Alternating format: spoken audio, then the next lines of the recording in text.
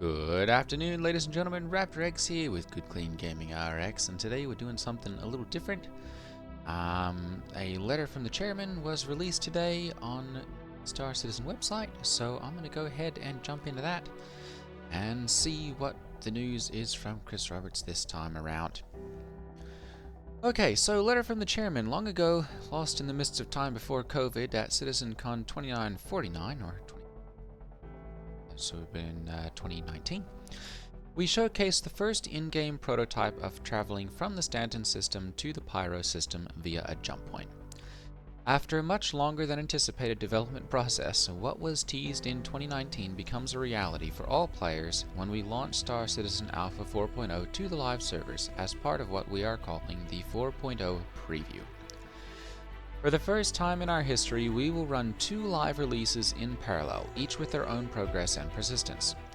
This means you will have the unique opportunity to choose which version you want to dive into, at least for a little while. At this stage, we both want and need the high traffic of a live release to thoroughly test server meshing and the newly refactored systems that rely on it as they go through their final paces.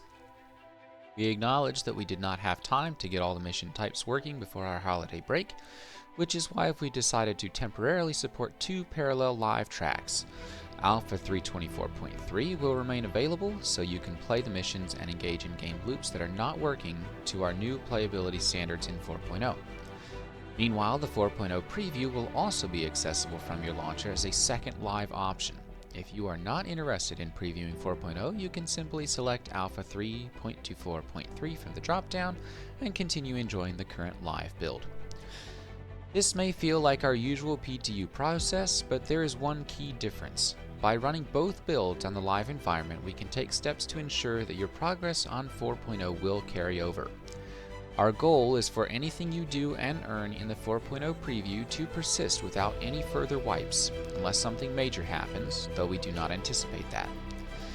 That said, it's important to note that progress made in Alpha 3.24.3 will remain tied to that version and will not transfer to 4.0. This allows us to maintain a clean slate for the new systems coming online in the 4.0 preview, ensuring a consistent and stable environment as we look to deprecate 3.24.3 in the new year.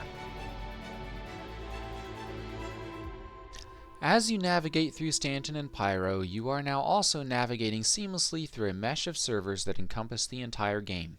Each planet, landing zone, or major station is now covered by different game servers. Thanks to this technology, server boundaries are effectively invisible even at our high levels of fidelity, ensuring smooth, uninterrupted gameplay. This means that server performance, playability, and overall health are now local to each of the nodes in the server mesh. Even dreaded server crashes are now localized to those regions, with players in other areas of space or on planets unaffected. It also means improved performance as each server is simulating fewer entities, resulting in more responsiveness and allowing the game we are striving to create to finally shine through its content. 4.0 is not just 3.24.3 with server meshing, it also includes a lot of new content. With the addition of Pyro, we have further pushed our reputation system to include 2 competing mission chains that allow you to align with either the Headhunters or Citizens for Prosperity. This means areas that were previously neutral will become hostile or friendly depending on your choice.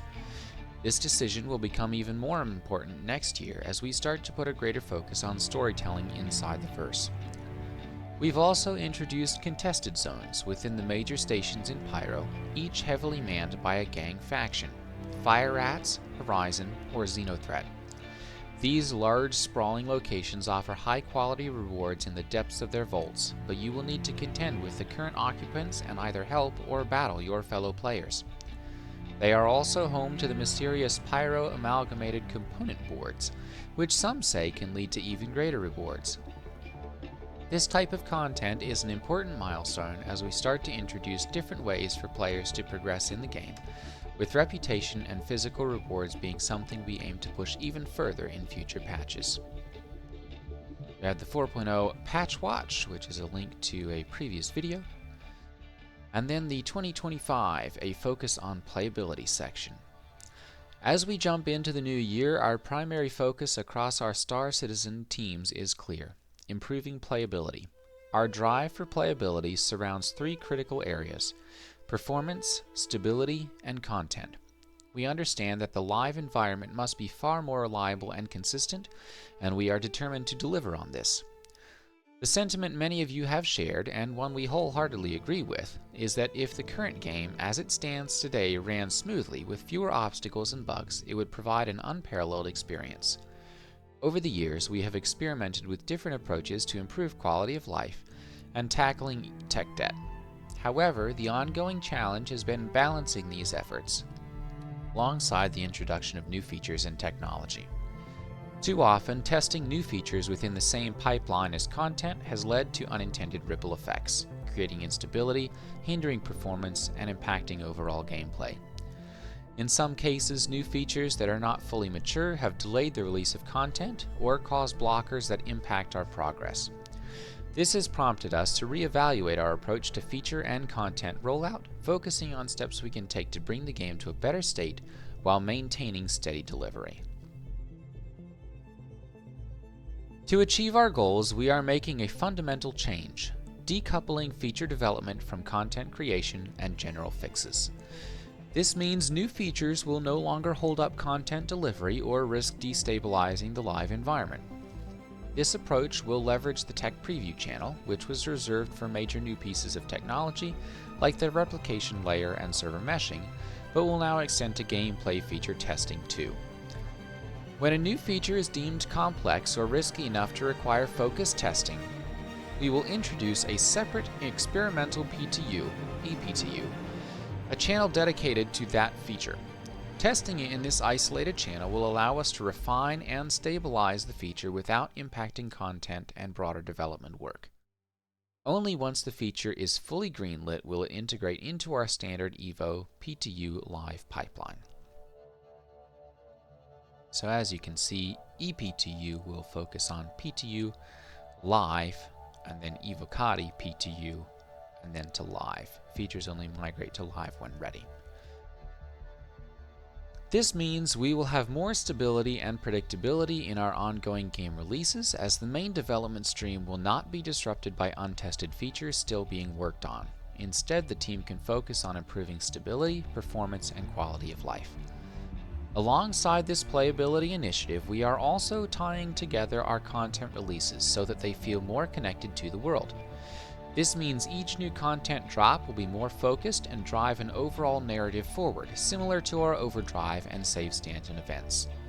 This content will then unlock new and powerful rewards, including ships, armors, and weapons that you can play to earn. We are taking this approach to deliver more things to do, more often than we have in the past, where we have frequently been held hostage by tech or feature work that has taken longer than anticipated. Our objective is to make Star Citizen more stable, more performant, and more fun this coming year. My whole career I have created the games I wanted to play as a gamer, and because I could see a game in my mind's eye that didn't exist, I felt if it did, it would be amazing, and I could see the steps needed to make it a reality. I've been fortunate that the games that I want to play, a lot of other people also want to play too. But I have rarely met a publishing executive that has the ability to see the possibilities in this kind of vision. They can only see a known quantity, a sequel, a bet on existing IP.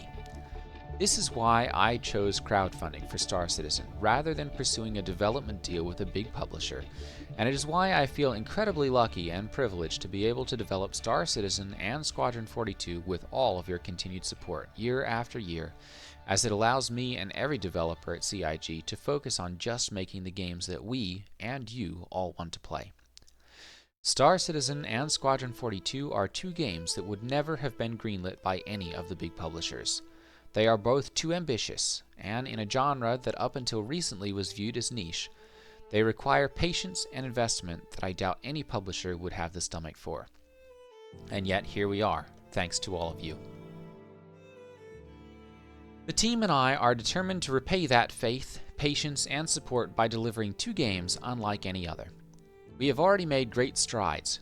With today's release, server meshing is no longer a question mark, but a reality, and seeing the results of a more densely populated universe, as well as better performance and stability, we are closer than ever to realizing a dream many have said is impossible.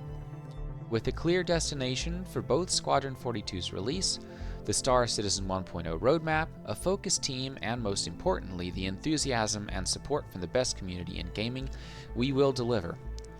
This confidence comes from the unwavering dedication of the Evocati testers, the hundreds of thousands of you who help us test releases at scale in the PTU, and the immense amount of constructive feedback shared across Spectrum, Discord, YouTube, Facebook, X, and Reddit. Your involvement shapes Star Citizen in countless ways, making this journey a truly collaborative effort. The impact of the community is felt far beyond the game as well. In 2024 alone, an incredible 203 Bar Citizen meetups were held, bringing players together to celebrate their passion for our shared universe. This year also shattered in-person attendance records. Community-organized events such as BE at Con and the Shenzhen Bar Citizen each drew over 2,000 attendees, while CitizenCon 2954 in Manchester welcomed more than 5,000 fans from every corner of the globe. Over 1 million of you have played a collective 32 million hours in the game this year, and our ranks have swelled by almost 500,000 citizens. This is a community that is only getting stronger. The journey hasn't been without its challenges, but nothing great ever comes easy, and there is no one we'd rather have by our side than you. Thanks for all your support in 2024, wishing you happy holidays and looking forward to the great things we will do together in 2025. Chris Roberts. Okay, so that was the letter for the chairman. They generally release one of these at least once a year, sometimes twice. I'm personally excited about 2025. The fact that they're going to be splitting this into two separate branches, I guess, of development. One that's going to maintain a little bit more stable and playable experience, and that we'll be able to enjoy with more consistency and more of a bug-free experience, really excites me. That's something that I and most of my org mates have said was a big priority for us, was to get a stable game that we could play and enjoy. The fact that they're also going to be breaking off development for some more intensive features into then a separate pipeline where those can be freely tested, I'm also very excited about. Because that is one thing that I really enjoy about Star Citizen, is the open development and the ability to get in and test different features, and to provide feedback and bug fixing and that sort of stuff. But I have very much maintained the thought process or idea that live is for playing, PTU is for testing. And so I don't mind, paying the subscriber fee to get into PTU a little early and really put in the hours that I have available to do testing on PTU and submit those bug fixes and issue council reports. But once it goes to live, I want to be able to play a game and play it consistently and without the bugs and the issues and performance problems that we've been having for the past almost 7 years since I backed. So I'm really excited about that. The second thing, I guess, that I'm excited about is that with 4.0 being released, and I guess it will be technically released this year to a 4.0 preview, is I've been playing on the PTU, as any of you who've caught some of my previous videos from the 4.0 PTU branch series will have noticed, and performance has come a long way. We've gone from, a server frame rate of 4 to 10 on the live servers, to, 15 to 20 on the EPTU, all the way up to rock solid at 30 frames per second. And client frame rates have more than doubled since the start of EPTU. When I was getting in at Wave 1, I was getting somewhere between 15 and 20 frames per second. Most of the time when I was walking around inside space stations and the like. And it is rare now that it drops below about 35 when I'm running around in there. And I don't have, top of the line equipment. I've got a 3060 Ti, 12700K processor, and 32 gigabytes of RAM. It's not by any means a top of the line processor, graphics card, anything like like that, and yet I can still get really quite good performance in EPTU. So I'm excited about the fact that with server meshing, we're going to start to see that performance that's going to make this feel like a game instead of a test. So we'll have to see how much of this actually comes to fruition. The letters from the chairman historically have been full of lots of hopes and dreams and lots of promises, and actually seeing those promises come to fruition has been a little bit more of a wait than we've seen, or than we'd hoped.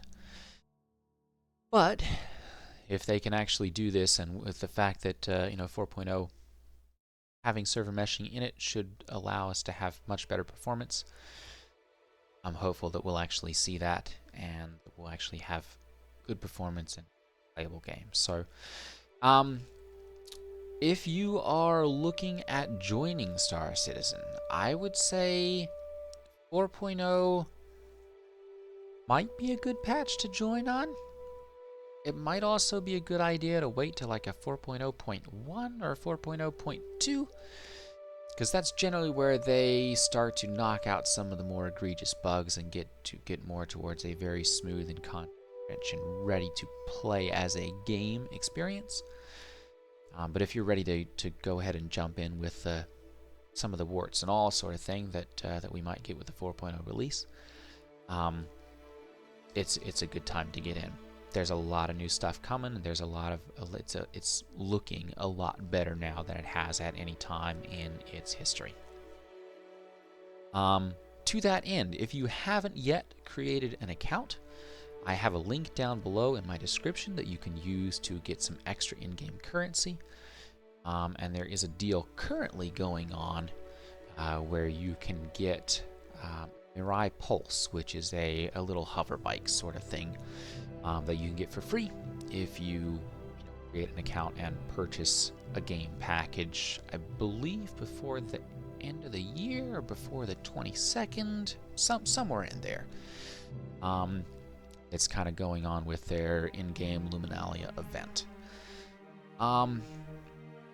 Other than that, I think this is kind of gonna wrap up today's video.